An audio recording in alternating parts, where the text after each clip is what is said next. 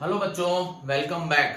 तो बच्चों ये first chapter electric charges electric field का वीडियो नंबर 11 और इस वीडियो को बेसिकली हम बोलेंगे वीडियो नंबर 10 का पार्ट 2 है। ये क्या है? वीडियो नंबर 10 का पार्ट 2। क्यों sir part 2? Because video number 10 में ही हमने बच्चों application of Gauss law start कर दिया था। Gauss law and application of Gauss law. उस वाले वीडियो में हमने क्या देखा था? किसके कारण इलेक्ट्रिक फील्ड निकाली थी? याद करो, लॉन्ग इनफाइनाइट रॉड जिसपे यूनिफॉर्मली डिस्ट्रीब्यूटेड चार्ज था Q। इसकी वजह से हमने क्या निकाली थी? Electric field using Gauss law. तो आज का टॉपिक हमारा क्या है बच्चों? Electric field due to a solid और हॉलो स्फीयर। मैं कहता हूं एक सॉलिड और हॉलो स्फीयर है, उसके कारण हमें इलेक्ट्रिक फील्ड निकालनी है किसी डिस्टेंस r पे स्फीयर के सेंटर से। क्या बात ठीक है? ओके। अब बच्चों ये जो होते हैं मटेरियल्स हमारे, हमें पता है कोई कंडक्टिंग मटेरियल्स होते हैं, कोई नॉन कंडक्टिंग मटेरियल्स होते हैं। बेसिकली जो नॉन मेटल्स होते हैं वो नॉन कंडक्टिंग होते हैं, मेटल्स होते हैं वो कंडक्टिंग होते हैं। तो हमें स्फीयर कंडक्टिंग के कारण पढ़ना है और नॉन कंडक्टिंग के कारण पढ़ना है।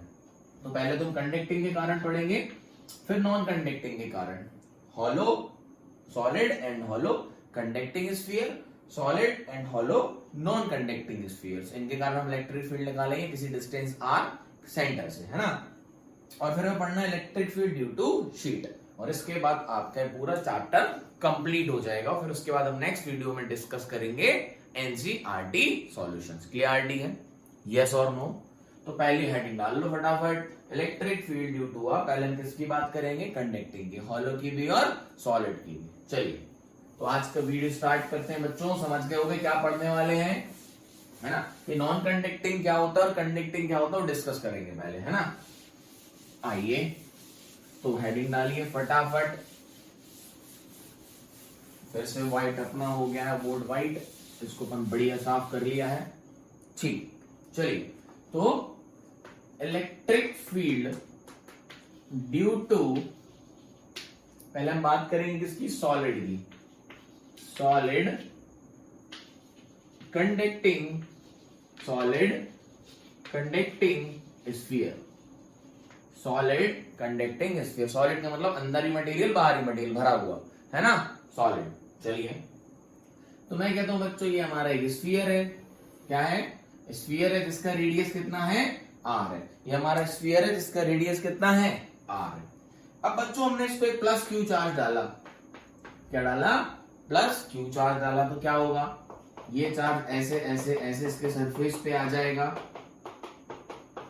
अब बच्चों कंडक्टिंग और नॉन कंडक्टिंग क्या होता है? छोटी सी बात है, जनरली समझ लेना। बहुत सारा हमें उसकी रॉकेट साइंस नहीं समझनी है, मेटल्स की प्रॉपर्टीज नहीं समझनी है हमें, यहाँ पर मतलब स्ट्रक्चर ऑफ मटेरियल नहीं समझना है। तो मैं आपसे कहता हूं अगर ये एक सॉलिड स्फीयर है और अगर ये कंडक्टिंग है और मैंने अगर इस पे कोई भी चार्ज डाला प्लस क्यू, तो ये जो कंडक्टिंग मटेरियल होते हैं इनके अंदर कभी चार्ज नहीं स्टेबल होता है। कहां आ जाते हैं? सरफेस पे, और यूनिफॉर्मली डिस्ट्रीब्यूटेड हो जाते हैं इस तरीके से। मैंने बोला अगर इसके अंदर भी मैंने चार्ज डाल दिया ना बच्चा, तो वो चार्ज अंदर से कहां पर आ जाएगा? सरफेस पे। ये कंडक्टिंग मटेरियल्स की प्रॉपर्टी होती है। हाँ, हम ज्यादा इसमें डीप नहीं जाएंगे। आप अगर मैं आपसे बोलूं कंडक्टिंग मटेरियल्स में कोई प्लस चार्ज लो और उसमें डाल दो कहीं भी, तो कहां पर यूनिफॉर्मली डिस्ट्रीब्यूटेड हो जाएंगे? सरफेस पे आ जाएंगे, अंदर नहीं रहते। समझ में आ? मैं कह रहा हूं ये शीट है, ये शीट है। आप एक प्लस क्यू चार्ज ला बहुत सारा और आपने इसके कोने पे रख दिया। कहां रख दिया? कोने पे। तो ये जो चार्ज इस पूरी शीट पे फैल जाएगा बच्चों। क्या हो जाएगा?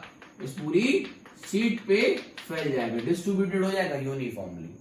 तो कंडक्टिंग मटेरियल पे आप कहीं भी चार्ज डाल लो, वो उस पूरे मटेरियल के सरफेस पे यूनिफॉर्मली फैल जाता है। क्या बात ठीक है? हाँ सर। बट बच्चा नॉन कंडक्टिंग में क्या होता है? नॉन कंडक्टिंग में क्या होता है? अब मैं आपसे कहता हूं कि ये जो शीट है वो नॉन कंडक्टिंग है। क्या है? Non conducting. और एक प्लस क्यू चार्ज लाया, मैंने बोला 100 चार्ज है उसमें, कितने नंबर ऑफ चार्ज कितने? 100, और आपने वो यहां पर रख दिए, तो वो कहीं भी नहीं जाएंगे, यहीं पर रखे रहेंगे। समझ में आया? डिस्ट्रीब्यूटेड नहीं होंगे। फिर मैंने कहा अगर आप ये स्फीयर है, इसमें आप चार्ज लाओ तो और यहां पर रख दो, तो तो ये चार्ज बच्चा इसके अंदर ही रखा रहेगा, यहाँ पे सरफेस पे नहीं आएगा, क्योंकि वो कंडक्ट करता ही नहीं है। जहां पर उसको रख दो उस मटेरियल में कंडक्टिविटी होती ही नहीं है, उसके कारण वो चार्ज यूनिफॉर्मली डिस्ट्रीब्यूटेड होता नहीं। ये कुछ और डीप हम इसको पढ़ सकते हैं, लेकिन हमें इतनी रिक्वायरमेंट नहीं है। आप बस इतना समझिए कि कंडक्टिंग मटेरियल में जब भी हम किसी चार्ज को डालेंगे तो वो यूनिफॉर्मली सरफेस पे डिस्ट्रीब्यूटेड हो जाएगा, उसके अंदर भी रहता नहीं है। और वहीं में अगर नॉन कंडक्टिंग पे वो चार्ज डालूं तो अब वो चार्ज को जहां रख दो वहीं रहेगा। क्या बात समझ में आई? तो आपने बोला यहां रख दिया तो यही है, इस शीट पे मैंने यहां रख दिया तो यहां रखेगा, यहां डाल दो तो यही है, वो डिस्ट्रीब्यूटेड नहीं होगा। मैंने बोला बोर्ड क्या है, नॉन कंडक्टिंग है, तो मैं चार्ज लाया प्लस क्यू, उस प्लस क्यू मान लो अपना 0.5 कूलम है, तो उसमें लाखों करोड़ों चार्ज है, मैंने लाके यहाँ रख दिए, तो बच्चा वो यहीं रखे रहेंगे, वो यूनिफॉर्मली इस पर डिस्ट्रीब्यूटेड नहीं होंगे। क्या बात समझ में आई? वहीं अगर ये कंडक्टिंग हो जाए तो इस पर फैल जाएगा। तो आप समझ चुके होंगे कंडक्टिंग और नॉन कंडक्टिंग क्या है। इनके मैक्सिमम केसेस सारे सेम है, बस एक केस बदलता है नॉन कंडक्टिंग का, वो हम देखेंगे सॉलिड के केस में। आइए, तो आपको क्लियरिटी हो गई होगी। तो मैं कह रहा हूं इसके ऊपर कितना चार्ज है बच्चों, एक प्लस क्यू चार्ज है, ये हमारा स्फीयर है, इसके ऊपर क्या है, प्लस क्यू चार्जेस है और ये स्फीयर है। और मैं आपसे कहता हूं सेंटर से किसी दूरी r पे, ये जो दूरी r है is greater then capital R। ये जो r क्या है, रेडियस ऑफ द स्फीयर, और किसी दूरी r पे जो ग्रेटर देन r है, ग्रेटर देन r मतलब बाहर हो गया ये, इस पे हमारे इलेक्ट्रिक फील्ड निकालनी है। यहाँ पे क्या निकालनी है, इलेक्ट्रिक फील्ड। क्लियरिटी है? 2 मिनट में निकाल देंगे। मैं आपसे कहता हूं इस पॉइंट पे गॉसियन सरफेस मानो।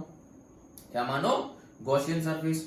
जो भी हम सरफेस मानते हैं ना क्लोज सरफेस, काहे के लिए, गॉस लॉ लगाने के लिए, उसको क्या बोलते हैं, गॉसियन सरफेस। आइए, तो मैंने कहा एक स्फीयर को बंद करना है, तो मैंने एक स्फीयर ही मान लिया। क्या मान लिया, स्फीयर। लो दिख रहा है, ये क्या हो गया हमारा गॉसियन सरफेस। आप कुछ और भी मान सकते हो, लेकिन वो यूनिफॉर्म होना चाहिए।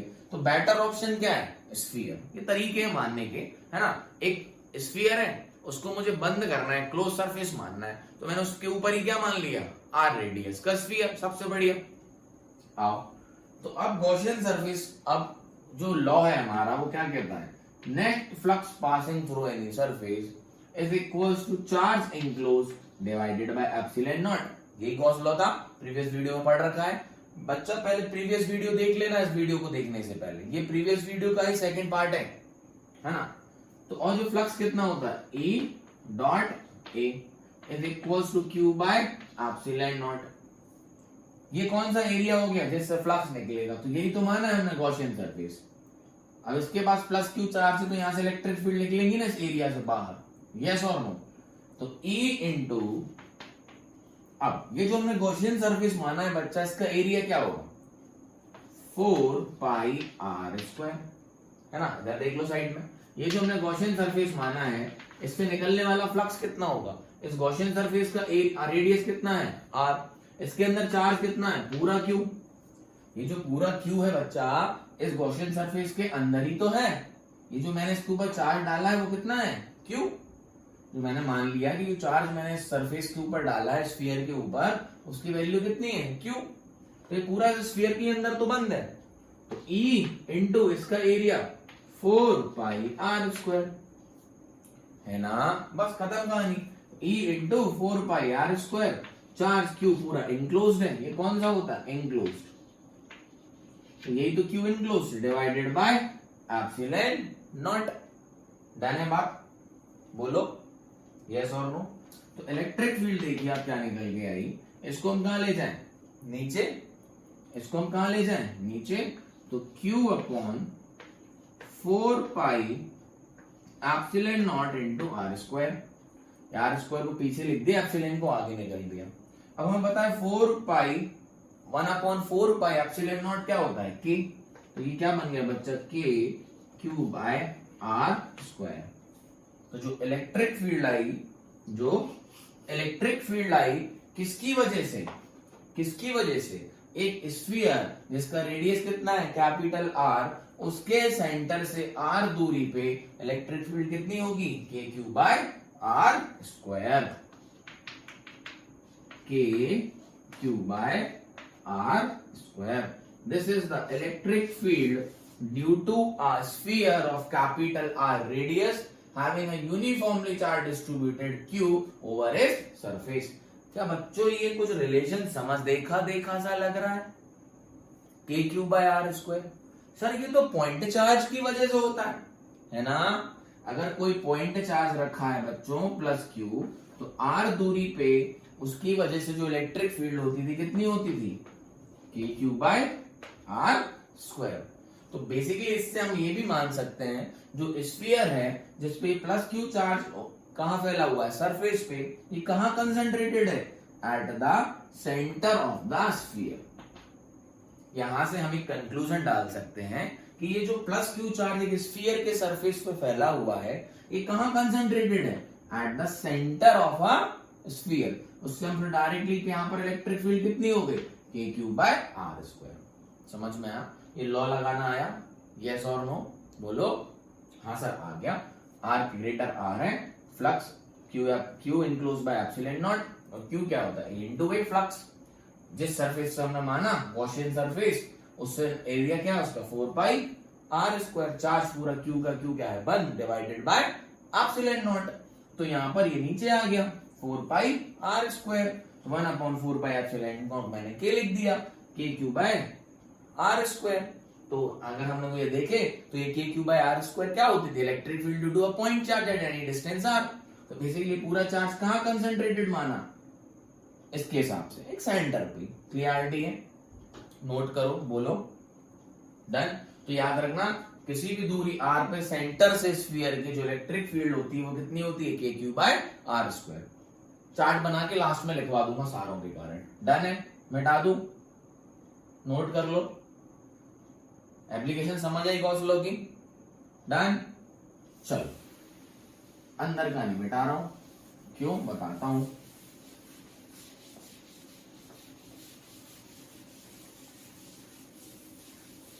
आइए अब समझिए, ये जो हमने इलेक्ट्रिक फील्ड निकाली वो कहां है? आर ग्रेटर आर पे, और आर की दूरी कहां है? सेंटर से, जो कि निकल के कितनी आई? के क्यू बाय आर स्क्वायर। और क्यू क्या है? चार्ज सरफेस पे फैला हुआ है। अब मैं आपसे कहूं दूसरा पॉइंट कि आर इक्वल टू आर पे कहां होगी? मतलब ऑन कहां? सरफेस। कहां पे? स्फीयर के सरफेस पे इलेक्ट्रिक फील्ड कितनी होगी? तो बच्चा इसमें क्या ही है? सरफेस पे जो रेडियस हो रखा है वो कितना है? आर। सरफेस पे जो रेडियस है वो कितना है? आर। तो मतलब आर बराबर कितना हो गया? आर। आर बराबर कितना हो गया? आर। तो जो सरफेस पे बच्चा इलेक्ट्रिक फील्ड हुई वो कितनी हुई? K Q by capital R square. So this is a electric field on the surface of a sphere. Centre से आर दूरी पे कितनी? K Q by R square. तो सरफेस पे कितनी? K Q by capital R square. R is the radius of the sphere. कोई दिक्कत ही नहीं। जस्ट इसके ऊपर गॉसियन सरफेस मान लो। मैं कहता हूं यही मान लो गॉसियन सरफेस। तो इससे फ्लक्स कितना निकलेगा?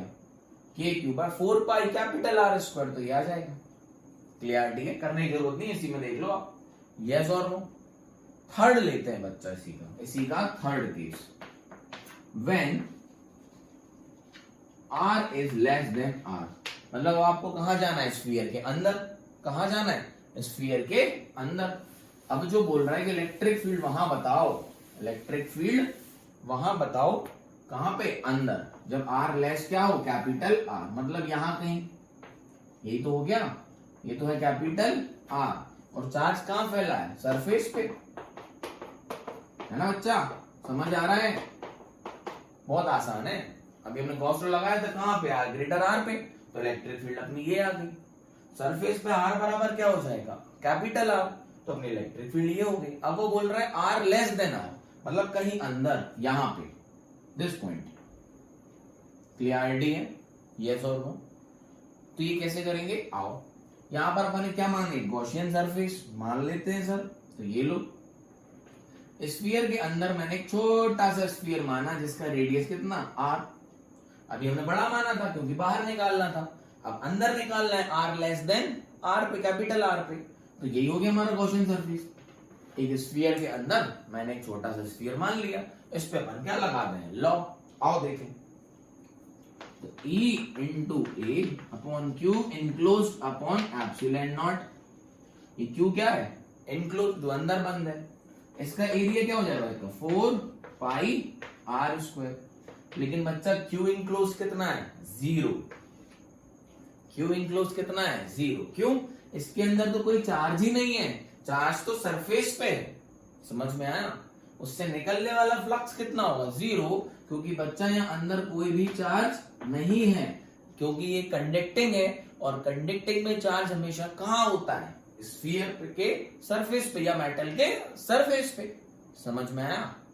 तो यहां जब हमने r लेस देन r पे अंदर गॉसियन सरफेस माना बच्चा, तो उस गॉसियन के सरफेस अंदर तो चार्ज है ही नहीं है, तो चार्ज इंक्लोज क्या हो गया, 0।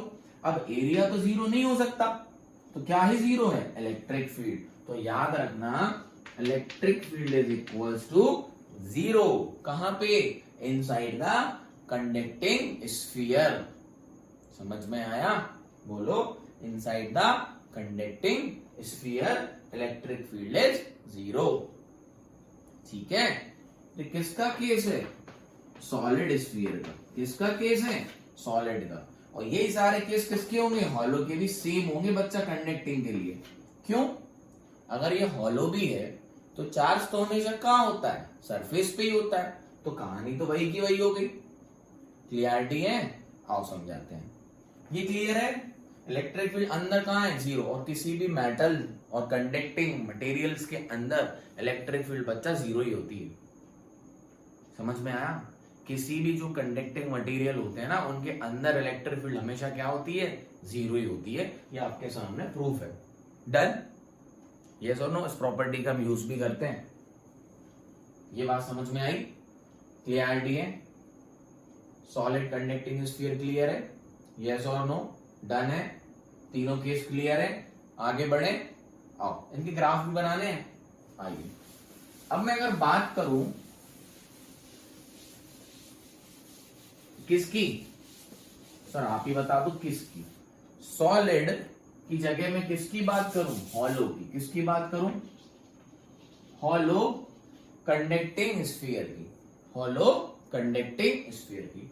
तो बच्चा अब ये क्या है, हॉलो है, जैसे कि हमारी फुटबॉल होती है, क्या है, हॉलो है, तो कोई दिक्कत ही नहीं लेनी। चार्ज कहाँ है, सरफेस पे ही होगा, है तो कंडक्टिंग ही ना, अंदर मटेरियल है ही नहीं है, तो अंदर तो चार्ज वैसे ही नहीं होगा।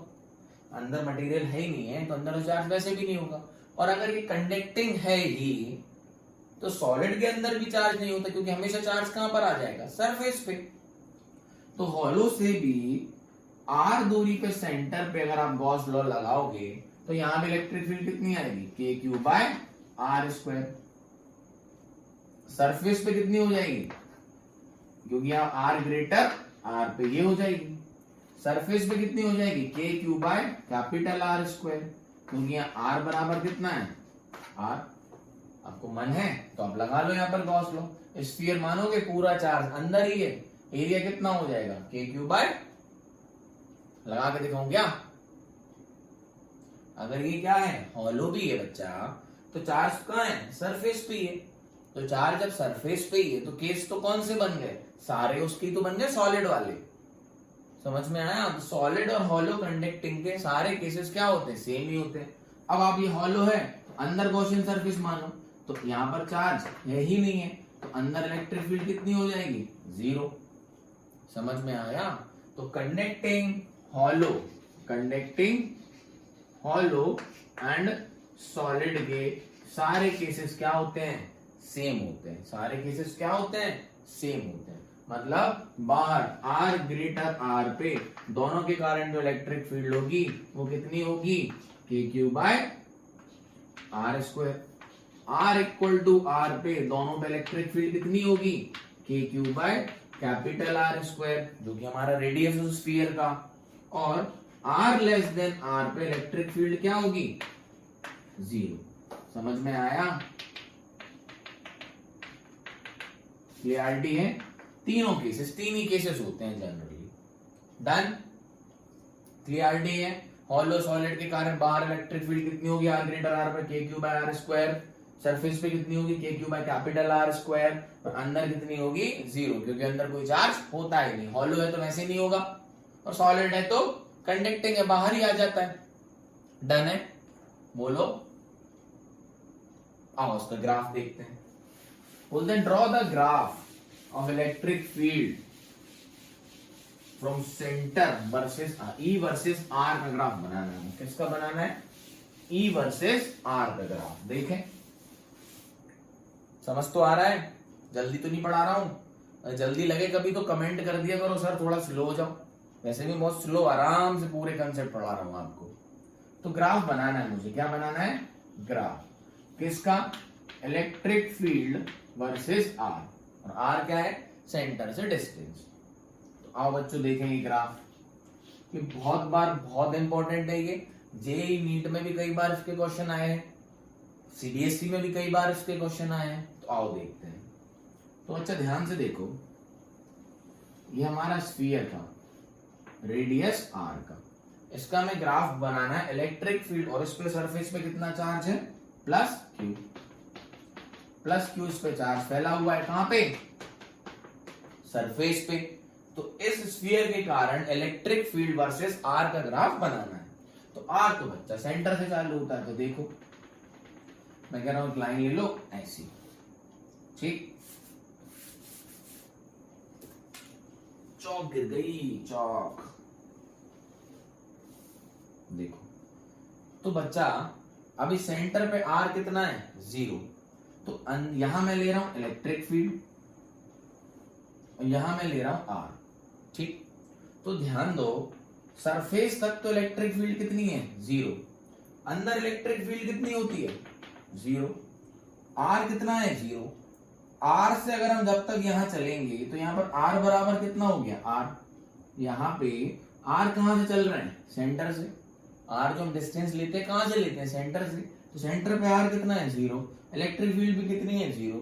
जब तक हम पूरे अंदर इलेक्ट्रिक फील्ड तो 0 ही होती है, तो इलेक्ट्रिक फील्ड जब तक 0 कब तक रहेगी? तब तक 0 रहेगी जब तक आर बराबर क्या ना हो जाए? आर। तो आर बराबर मैं बोल रहा हूं ये हो गया आर, और यहां पर इलेक्ट्रिक फील्ड कितनी हो गई? देखो के क्यू बाय आर स्क्वायर, ये हो गई इलेक्ट्रिक फील्ड की वैल्यू। कहां पे? यहां सब जगह तो कुछ नहीं होगी, 0 है।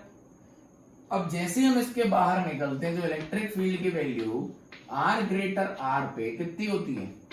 के क्यू बाय आर स्क्वायर। मतलब electric field is inversely proportional to R square outer surface के बाद। तो यहां से जो बच्चा, ये तो हो गई इलेक्ट्रिक फील्ड इस पे, और यहां के बाद जो ग्राफ जाएगा वो ऐसा होगा। समझ आया? सो this is a graph of what? E versus R of hollow and solid sphere।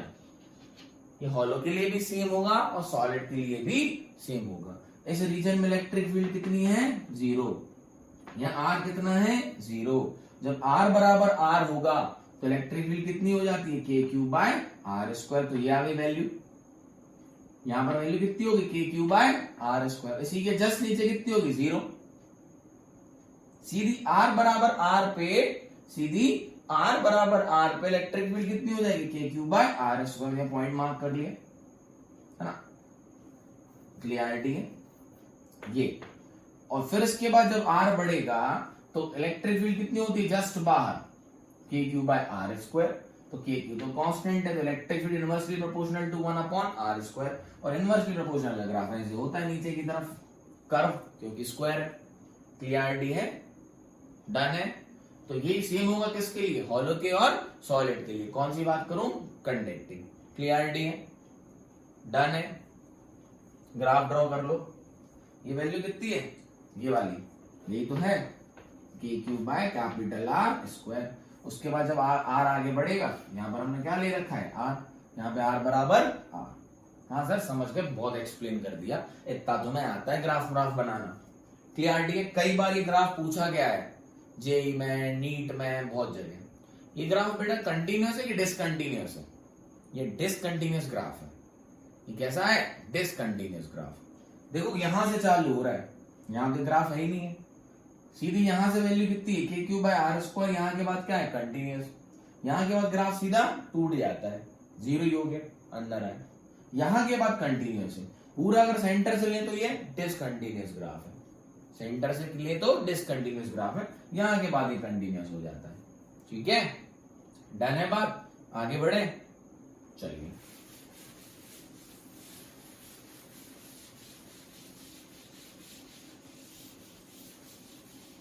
अब बात करते हैं किसकी, non conducting, non conducting solid. पहले हॉलो ले लो क्योंकि ये सब अपन पढ़ चुके हैं, non conducting hollow and solid sphere. इसकी बात हो रही है electric field, electric field due to non conducting hollow and solid sphere. तो जो पहला पढ़ेंगे वो पढ़ रहा हूं मैं हॉलो का case, hollow non conducting sphere, hollow non conducting sphere, इसकी बात करते हैं। ठीक है, तो ये अपन ने मान लिया नॉन कंडक्टिंग हॉलो स्फीयर जिसका रेडियस कितना है, अगेन आर, डन।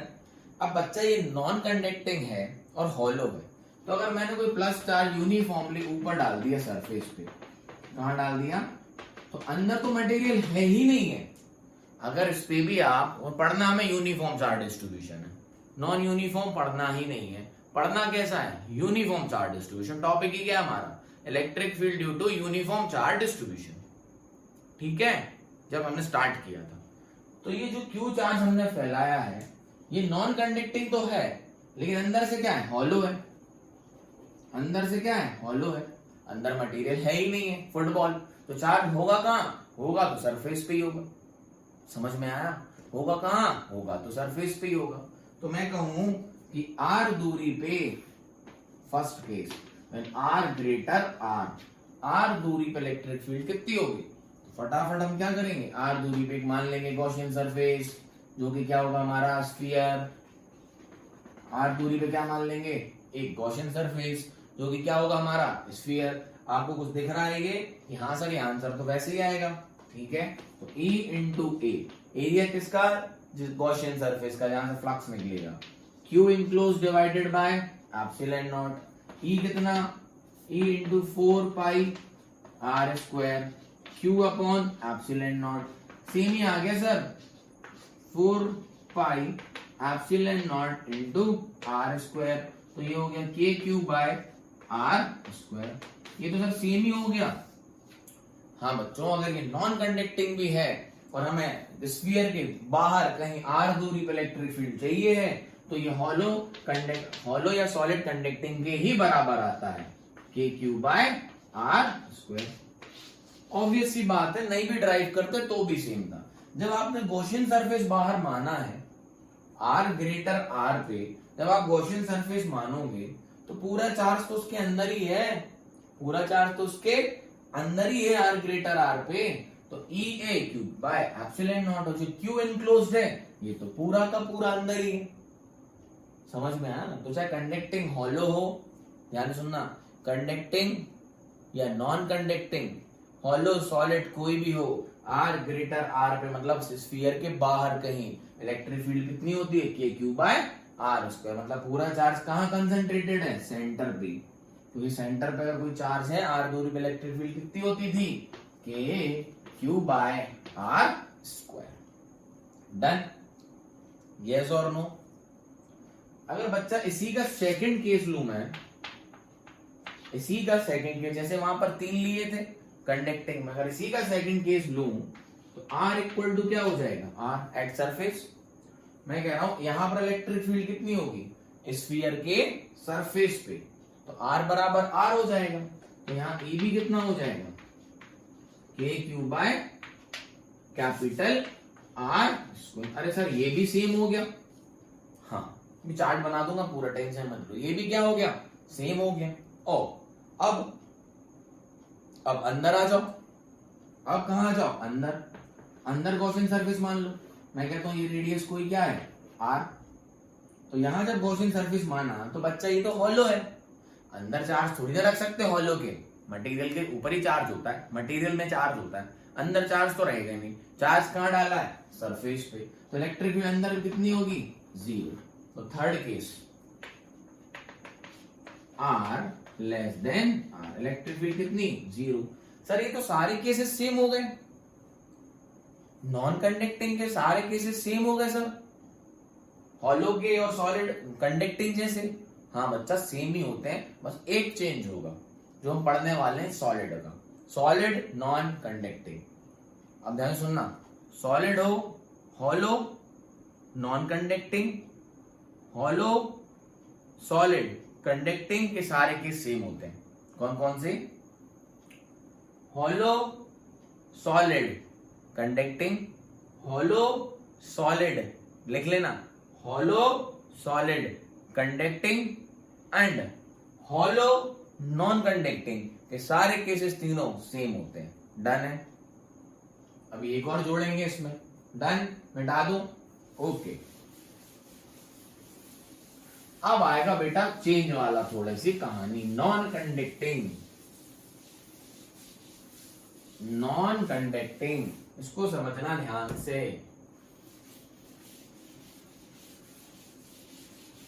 समझ आ रहा है? क्लियरिटी है सर? अभी तक तो ठीक है, अभी पूरा समराइज कर देंगे, टेंशन मत लेना, बहुत आसान है, बहुत इंपॉर्टेंट वीडियो है।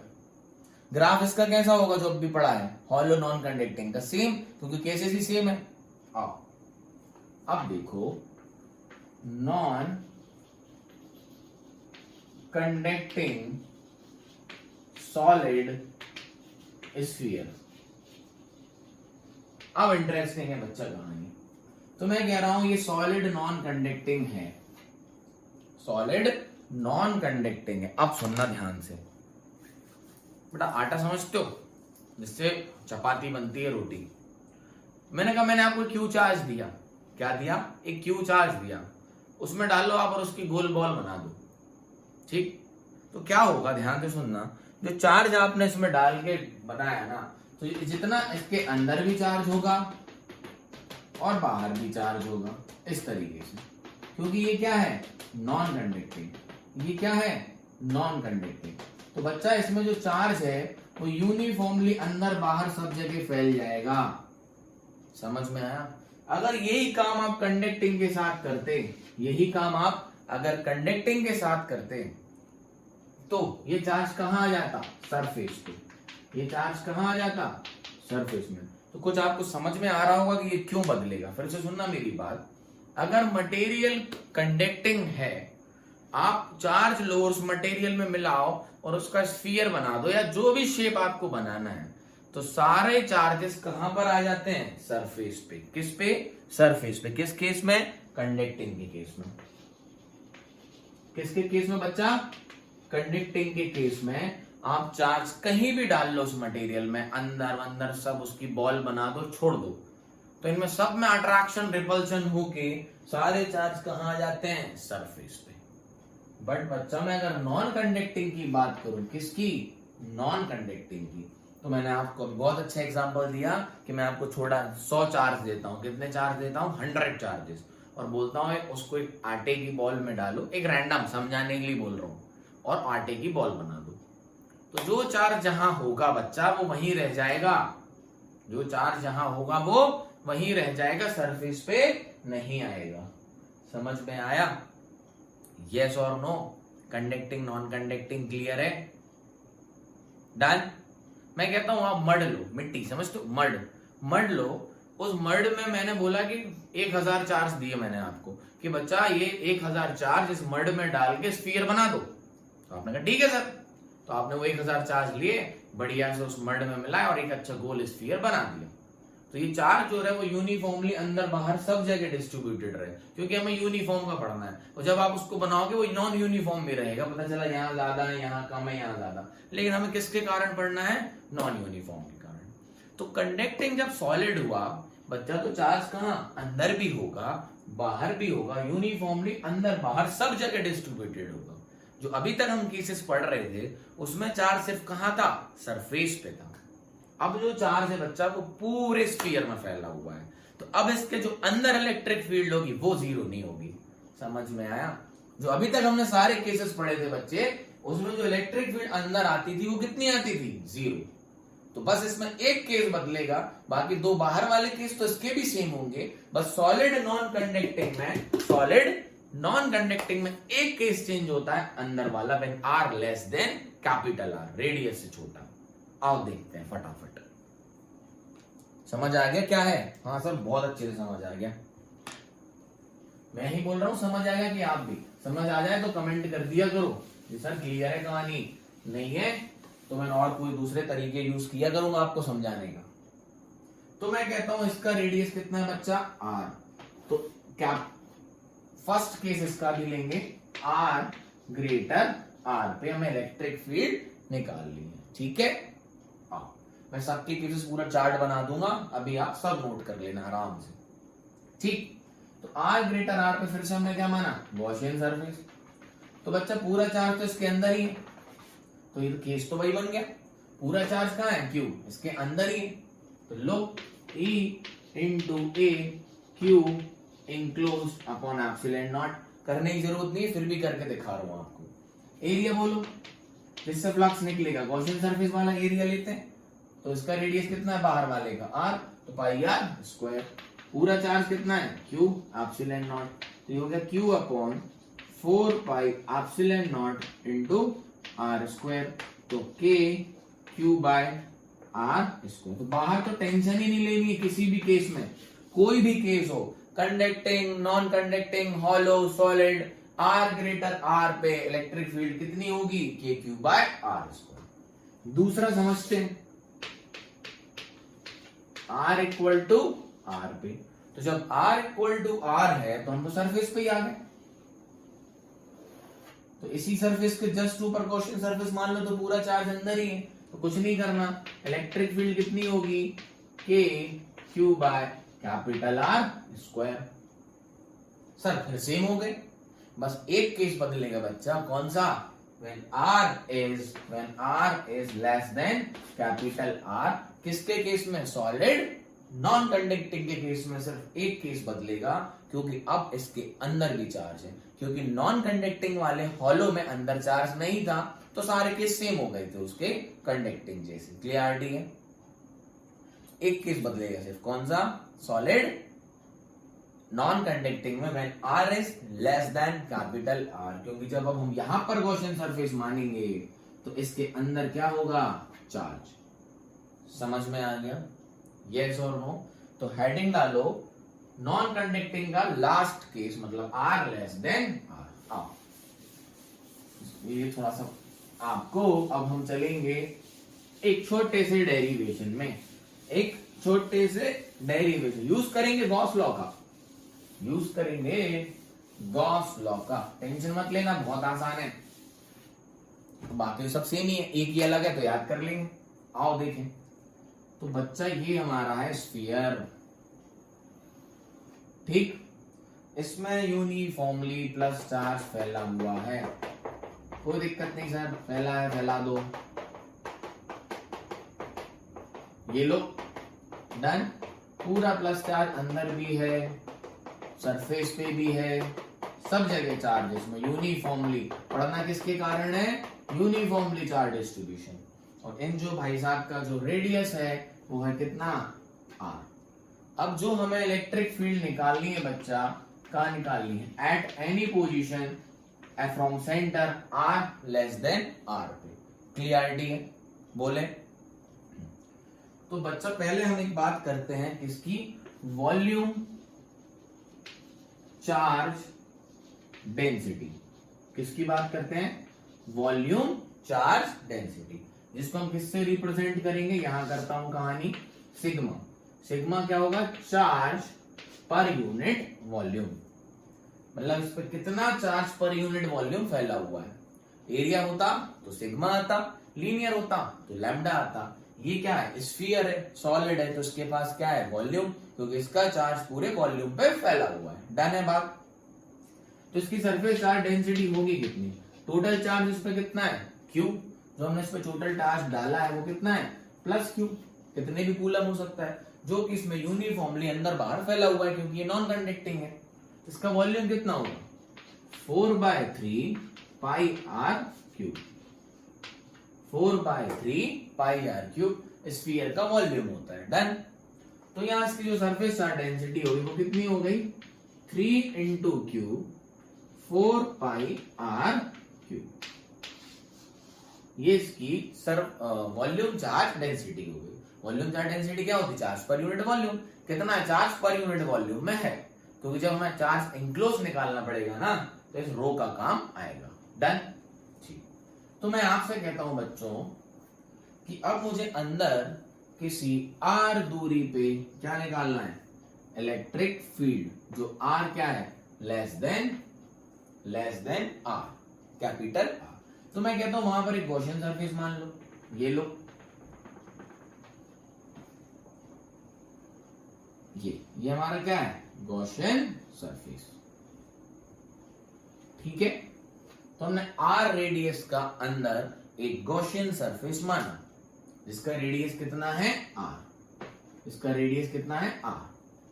अब देखो बच्चा, जो मैंने गॉसियन सरफेस माना है अंदर, जो हमने गॉसियन सरफेस माना है अंदर, अब उसके अंदर जो चार्ज है ना वो जीरो नहीं है, नॉट इक्वल टू जीरो, कुछ ना कुछ इसके अंदर चार्ज इंक्लोज्ड है क्योंकि ये नॉन कंडक्टिंग है।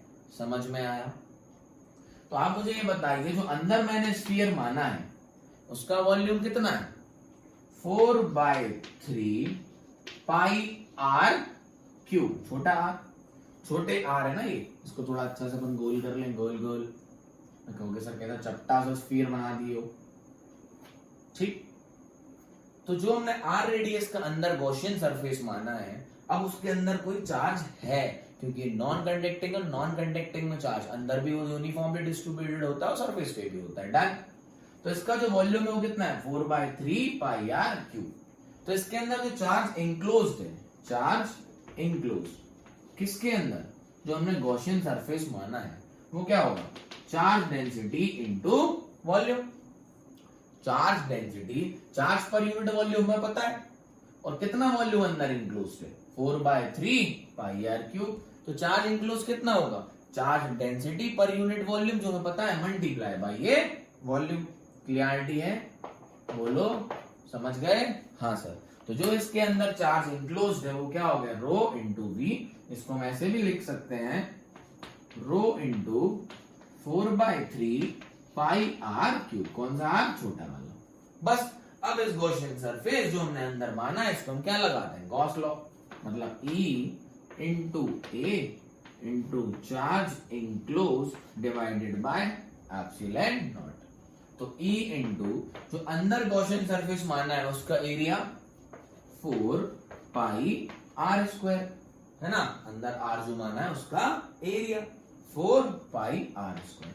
चार्ज इंक्लोज कितना है ये रहा रो इंटू 4 नीचे ले आ दूं 3 pi R cube epsilon not.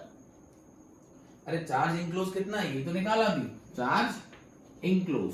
Charge क्योंकि यहां पर हम जो फॉर्मूले में रखते हैं वो क्या होता है गॉसियन सरफेस में, charge enclose inside the Gaussian surface.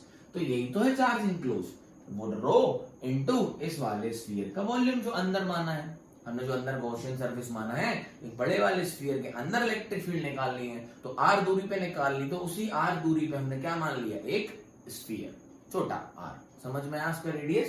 तो ये हो गई इलेक्ट्रिक फील्ड। अब ध्यान से देखना, आर स्क्वायर से आर क्यूब कैंसिल, 4 पाई से 4 पाई कैंसिल। तो जो इलेक्ट्रिक फील्ड निकल के आई वो कितनी निकल के आई ρ/3 एप्सिलॉन नॉट। ये जीरो नहीं है बच्चा, ये कितनी है ρ/3 epsilon naught. And this is the electric field. Rho क्या है चार्ज डेंसिटी, जिसकी ये वैल्यू भी है। अभी उसका ग्राफ बनाएंगे तो वैल्यू भी रखेंगे। तो नॉन कंडक्टिंग के अंदर electric field is not equal to zero. Electric field zero नहीं होती है नॉन कंडक्टिंग के अंदर। बाकी सब सॉलिड हो या हॉलो हो, कंडक्टिंग या कंडक्टिंग हॉलो हो, उन तीनों के अंदर जो अंदर इलेक्ट्रिक फील्ड होती थी वो कितनी होती थी जीरो। इसके अंदर नहीं होती है। डन है बात। इसके अंदर जो इलेक्ट्रिक फील्ड होती है वो कितनी होती है ρ/3 एप्सिलॉन नॉट। तो जब इसके अंदर इलेक्ट्रिक फील्ड जीरो नहीं होती है तो इसका ग्राफ भी क्या होगा, अलग। समझ में आया? तो इस फॉर्म में भी हम इसका लिख सकते हैं, जो इलेक्ट्रिक फील्ड आई वो यही लिखी रहने दो, लेकिन इसका एक और फॉर्मूला हम बना सकते हैं, हम रो की वैल्यू रख के। रो क्या है, बोल देगा एक सॉलिड स्फीयर है जिसकी वॉल्यूम चार्ज डेंसिटी इतनी है, तो अंदर आर रेडियस पे जो कि लेस देन आर है वहां पर इलेक्ट्रिक फील्ड बताओ, तो रो दिया है, एप्सिलॉन नॉट की वैल्यू पता होता है 3 बताइए, क्लियरिटी है, बोलो डन। इसको थोड़ा और करते हैं क्योंकि इसका भी हमें क्या बनाना है, ग्राफ। क्या बनाना है, ग्राफ। तो मैं जरा इस पे कहो बच्चा, इसमें रो की वैल्यू रखना, किसकी वैल्यू रखना, रो की। तो जब मैं इसकी रो की वैल्यू रखूंगा तो रो कितना है 3q अपॉन, देखो ये रही रो की value 4 pi R cube into 3 epsilon naught. क्या बात समझ में आई? यस और नो? जो रो की हमारी वैल्यू है वो कितनी है 3 into Q upon 4 R cube. बस हमने इसमें किसकी वैल्यू रख दी, रो की वैल्यू रख दी। किसकी वैल्यू रख दी, रो की वैल्यू रख दी। क्या बात ठीक है? यस और नो? डन है, क्लियरिटी है, बोलो। तो इस 3 से 3 कैंसिल हो गया, done. 1 upon 4 pi epsilon naught क्या हो गया, 1 अपॉन 4 पाई एप्सिलॉन नॉट क्या हो गया। इसमें बच्चों एक आर और आना था, इस वाले रिलेशन में एक यहाँ आर और था, सिग्मा इंटू आर, है ना। यहाँ पर आर भी था, देखना पुराने रिलेशन में, है ना, आर लगाना भूल गए, देखो ना, E into 4 pi R square, और यहां कितना था अपना rho into 4 by 3 pi R cube divided by epsilon naught. 4 pi से 4 पाई क्या हो गया था, कैंसिल, आर स्क्वायर से क्या गया, आर क्यूब, तो rho into R upon 3 epsilon naught. याद रखना ये थी इलेक्ट्रिक, यहाँ रो आर था, है ना, ऐड कर दिया मैंने, लिख नहीं पाए थे, तो rho into R by 3 epsilon naught. ये हमारी इलेक्ट्रिक फील्ड होती है किसी भी दूरी अंदर आर पे, डन है ना। वो आर नहीं लगा पाए थे, हम लगा लेना, ठीक। इनका तो सर मिस्टेक, कमेंट जल्दी कर दो कि सर ने मिस्टेक कर दी, कुछ नहीं बेटा, आर लिखना भूल गया, तो rho into R upon 3 epsilon naught, done. तो यहां से देखो 3 इंटू, यहाँ भी आर है, रो की वैल्यू रख दी, तो ये कितना आ गया 1 अपॉन 4 पाई एप्सिलॉन को कितना लिख सकता हूं, K into Q upon R cube into R, ऐसे भी लिख सकते हो। समझ में आया? के 1 अपॉन 4 पाई एप्सिलॉन नॉट, अरे इसमें मैंने रो की वैल्यू रख दी, कितनी है 3 cube by 4 pi R cube, कहां से है कि आपको दिख रहा होगा, ठीक। तो जब हमने रो की वैल्यू पुट अप करी तो इलेक्ट्रिक फील्ड कितनी आई, K cube by R cube into R. तो बच्चा यहां से देखो जो इलेक्ट्रिक फील्ड अंदर आ रही है it is directly proportional to क्या है, आर ही तो है। के क्यूब बाय आर क्यूब क्या है, कांस्टेंट, मतलब रो अपॉन 3 एप्सिलॉन नॉट क्या है, कांस्टेंट। तो जो इलेक्ट्रिक फील्ड अंदर है it is directly proportional to क्या है, आर। तो ये आप याद रखना, इसका हम बनाते हैं ग्राफ। इसका हम क्या बनाते हैं, ग्राफ। आओ बता दूं, डन, ठीक।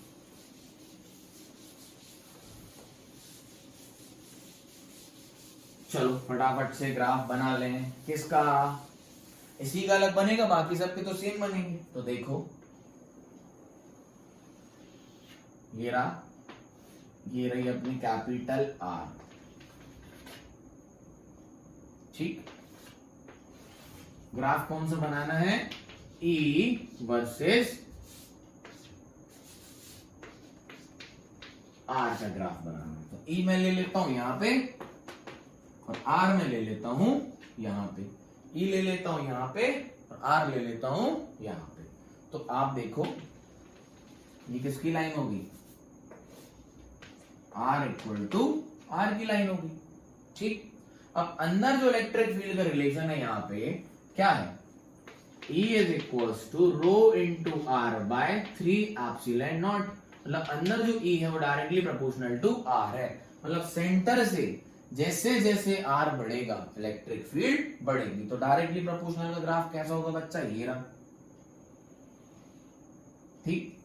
और जैसे ही सरफेस पे आएंगे तो इलेक्ट्रिक फील्ड की वैल्यू कितनी हो जाती है, के क्यू बाय आर, बोलो K Q by R square. क्यों, दिखाता हूं, क्योंकि अभी इसका एक रिलेशन निकाला है। अभी क्या आया था, k Q into R divided by R cube. तो at surface R is equal to capital R, तो वैल्यू रख दो, तो के Q into R upon R cube. एक आर से आर कैंसिल हो गया, तो के क्यू बाय आर स्क्वायर आ गया। सरफेस पे तो उतनी होती है, के क्यू बाय आर स्क्वायर। तो हमारी डेरिवेशन भी सही है। जब आर इक्वल टू आर रख रहे हैं, जब R equal to capital R रख रहे हैं, तो हमारे के क्यू बाय आर स्क्वायर भी आ रहे हैं। तो ये रही हमारी यहाँ पे। और इसके बाद क्या हो जाती है, जस्ट इसके बाहर हो जाती है के क्यू बाय आर स्क्वायर। जब आर बढ़ेगा तो ग्राफ कैसा जाएगा, ऐसा। ठीक है, समझ आया। सो this is a graph, this is a graph of non conducting solid sphere. बाकी जो हमने ग्राफ बनाया था वो सेम है, किसके लिए, non conducting hollow, conducting solid and hollow sphere. तो इसको नोट कर लो ग्राफ को फटाफट, मैं पानी पी लूं।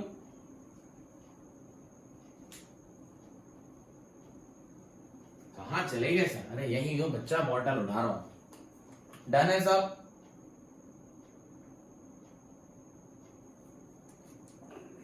चलो फटाफट एक चार्ट बना के इसकी कहानी खत्म कर देता हूं मैं। आइए,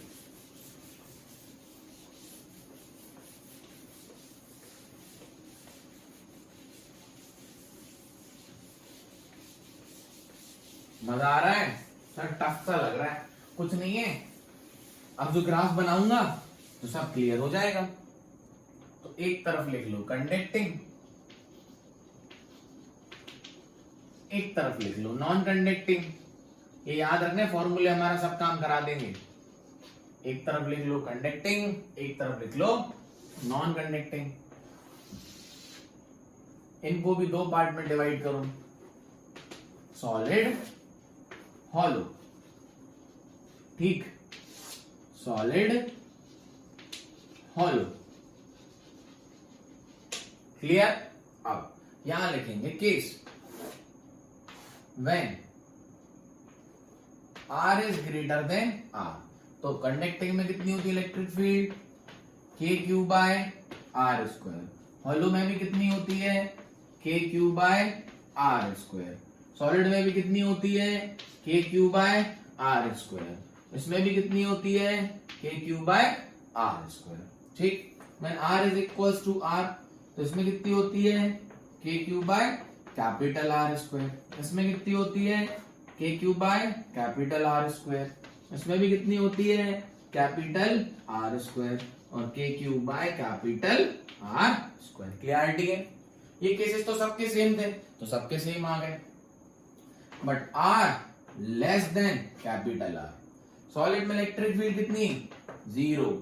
इसमें इलेक्ट्रिक फील्ड कितनी, जीरो। नॉन कंडक्टिंग हॉलो में इलेक्ट्रिक फील्ड कितनी, जीरो। यहां बदल जाएगी, और यहां जो इलेक्ट्रिक फील्ड आई किसमें, नॉन कंडक्टिंग सॉलिड में कितनी आई, rho into R upon 3 epsilon naught. और रो क्या है, रो क्या है, वैल्यू रख के अपन ने निकाला था अभी, क्या है, चार्ज डेंसिटी। क्या है, charge density, volume charge density. इसकी वैल्यू भी जो हमने रो रख के निकाली थी कितनी आई थी, बोलो, K Q into R upon R Q. अरे रो की वैल्यू रख के जो निकाली थी ना, कंफ्यूज मत हो जाना, इसलिए मैं इसको हटा ही देता हूं। तो वॉल्यूम, क्योंकि इसकी जनरली वॉल्यूम चार्ज डेंसिटी दी होती है सॉलिड नॉन कंडक्टिंग की, तो इसमें इलेक्ट्रिक फील्ड बस जीरो नहीं है, बाकी सबके सारे केसेस सेम है। बस इसका केस एक अलग है, किसका, सॉलिड नॉन कंडक्टिंग का। इसके अंदर इलेक्ट्रिक फील्ड जीरो नहीं होती है, कितनी होती है, rho into R upon 3 epsilon naught. Clarity है, डन। चार्ट क्लियर हो गया, सारे डेरिवेशन देख लिए हमने, डन है। इसको नोट कर लो, स्क्रीनशॉट ले लो, नोट डाउन कर लो, आपकी पूरी कहानी आपको याद रहेगी। डन, ये कैपिटल लिखना है यहाँ पे। नोट कर लो। जल्दी जल्दी में कभी लिख देता हूँ, है ना, यहाँ वहां तो देख लेना। तुम्हें पढ़ा ही रहा हूँ, तुम सही कर सकते हो, है ना। कमेंट कर देना करो कि सर यहाँ गलत लिख लिया था, मैंने सही कर लिया। ठीक, डन, आगे बढ़े, चलो। तो बस एक एप्लीकेशन की एक चीज और देखनी है, कहानी खत्म इस चैप्टर की। फिर हम एनसीईआरटी का सॉल्यूशंस देखेंगे। आपके 12th क्लास में हमें 100 आउट ऑफ 100 मतलब 70 आउट ऑफ 70 नंबर थ्योरी में लाके देना है, ठीक है। और पूरी कोशिश करूंगा बच्चा। आओ, अब देखो क्या पढ़ना है। इलेक्ट्रिक फील्ड जल्दी हो जाएगा, due to sheet. Due to sheet, sheet क्या होता है आओ दिखाते हैं, मैं आपको दिखा दूं। कोई एग्जांपल ले लेते हैं, कुछ रखे ही नहीं है यहाँ पे। ठीक, शीट बताने के लिए आओ, ये एक मैं कॉपी ले लेता हूं। ये क्या है, शीट है। अब इस पे पूरे पे दोनों तरफ क्यू चार्ज फैला है, कंडक्टिंग है। क्या है, कंडक्टिंग। तो क्यू चार्ज डाला, पूरी शीट पे फैल गया। तो इस शीट की वजह से किसी डिस्टेंस आर पे मुझे क्या निकालनी है, इलेक्ट्रिक फील्ड। मतलब मैं कहता हूं, साइड में यहां दिखाता हूं, ये शीट है और इस पे प्लस चार्ज फैला हुआ है। और अगर ये कंडक्टिंग है तो जो चार्ज इस पे फैला होगा वो दोनों साइड होगा। क्या होगा, दोनों साइड होगा। डन। तो मैं कह रहा हूं इसकी जो चार्ज डेंसिटी वो कितनी है, सिग्मा, और क्यू अपॉन इसका एरिया, क्यू अपॉन इसका area, Q by A. Done. और ये अगर कंडक्टिंग शीट है तो ये जो क्यू चार्ज है वो दोनों तरफ क्या होगा, फैला होगा, है ना। तो क्यू बाय एरिया इसकी क्या होगी, एरिया जो भी शीट का एरिया है, क्यू बाय ए इसकी क्या होगी, चार्ज डेंसिटी। तो बेसिकली जो मैं करना क्या, ध्यान से सुनना।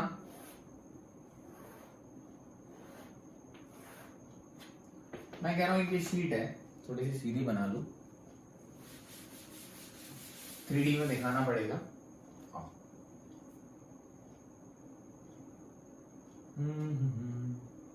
3D ही बनानी पड़ेगी। नहीं जच रहा, आइए।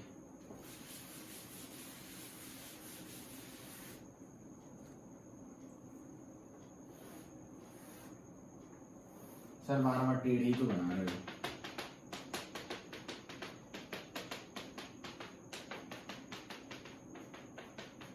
तो शीट है, इससे किसी डिस्टेंस आर पे रखी, सीधी है।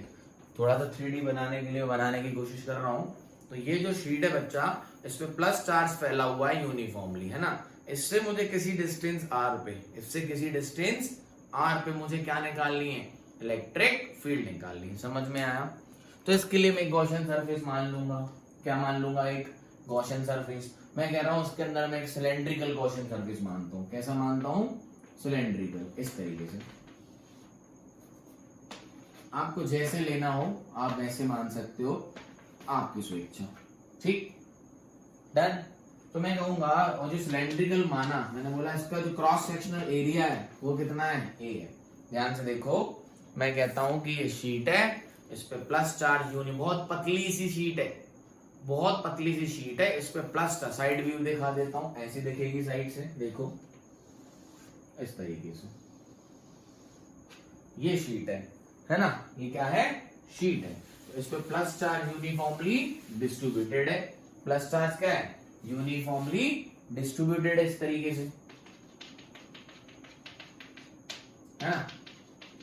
अब मैं कह रहा हूं, मैं इसमें एक सिलेंड्रिकल गॉसियन सरफेस मानता हूं, इस तरीके से। मतलब क्या किया मैंने, इसमें एक होल माना और उसमें एक सिलेंडर डाल दिया, जिसका जो क्रॉस सेक्शनल एरिया है वो कितना है, ए है। कितना है क्रॉस सेक्शनल एरिया, कितना है, ए है। समझ में आया। Done.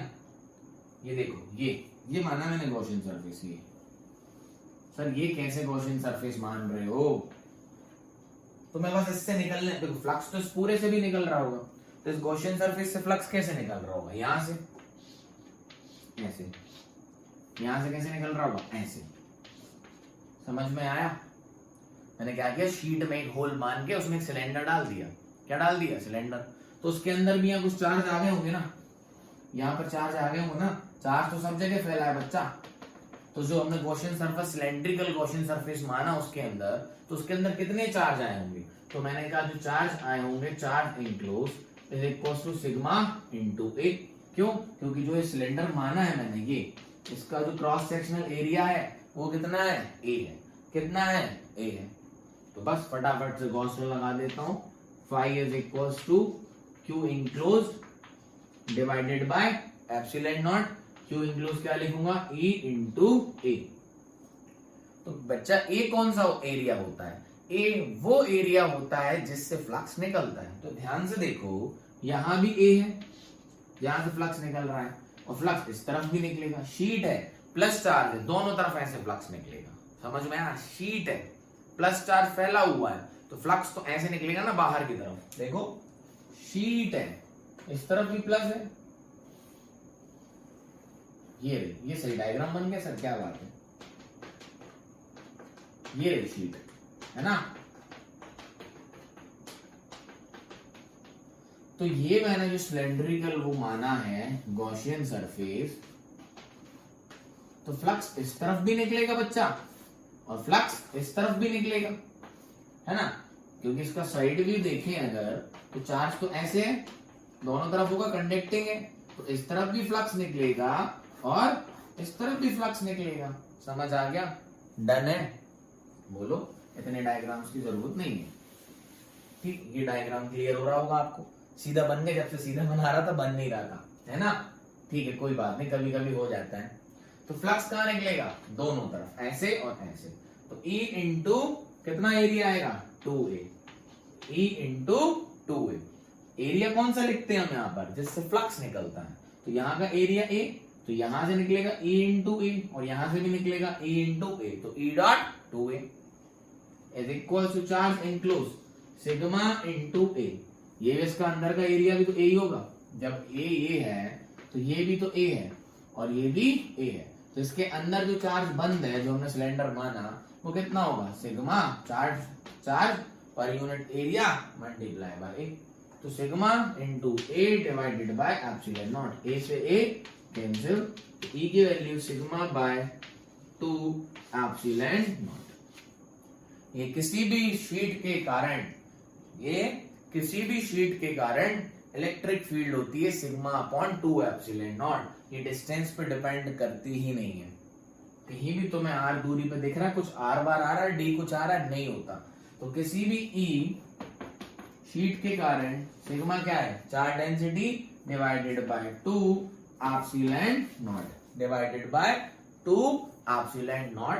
This is a electric field due to a sheet uniformly charge distributed on a sheet.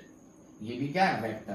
Plus charge फैला होगा तो बाहर की तरफ ऐसे फ्लक्स निकल रहा होगा, माइनस चार्ज होगा तो अंदर की तरफ फ्लक्स निकल रहा होगा। क्लियरिटी है? डन। नोट करो, ये समझ में आ गया? वो लॉ लगा के हमने काम कर दिया। 2E इंटू 2A क्यों आया? समझ गए? जो हमने सिलेंड्रिकल सरफेस माना है, क्योंकि इसमें से मुझे सरफेस निकालना है तो मैंने सिलेंड्रिकल मान लिया। ए इस तरफ, ए इस तरफ, फ्लक्स तो दोनों तरफ से निकलेगा। 2A सिग्मा क्या है? Surface charge density.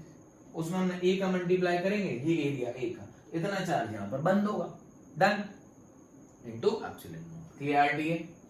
Done. Note कर लो, ये रहा, और अच्छे से डायग्राम देखना।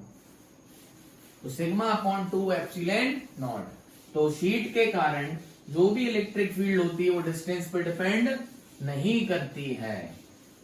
वो किस पे डिपेंड करती है? सरफेस चार्ज डेंसिटी पे। जितना ज्यादा चार्ज होगा सरफेस पे उतनी ज्यादा इलेक्ट्रिक फील्ड होगी। डन है?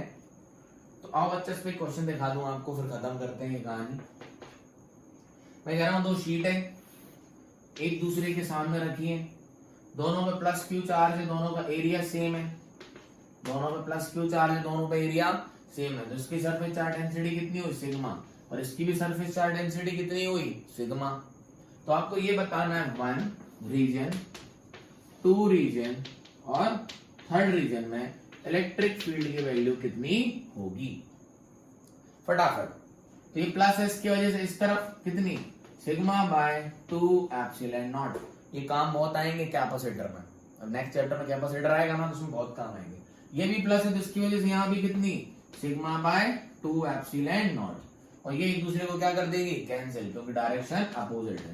तो अगर दोनों पे प्लस प्लस चार्ज है तो उनके बीच में जो इलेक्ट्रिक फील्ड होती है वो कितनी होती है, 0, क्योंकि इनकी वजह से कहाँ होगी, इस तरफ सिग्मा बाय 2 एप्सिलॉन नॉट, और इनकी वजह से कहाँ होगी, इस तरफ sigma by 2 epsilon not. Vector quantity है, मैग्नीट्यूड सेम है, 0। आओ बाहर देखें, थर्ड रीजन में इसकी वजह से कितनी होगी, यहाँ पे सिग्मा बाय 2 एप्सिलॉन नॉट, और इसकी वजह से भी यहां पर कितनी होगी, सिग्मा बाय 2 एप्सिलॉन नॉट।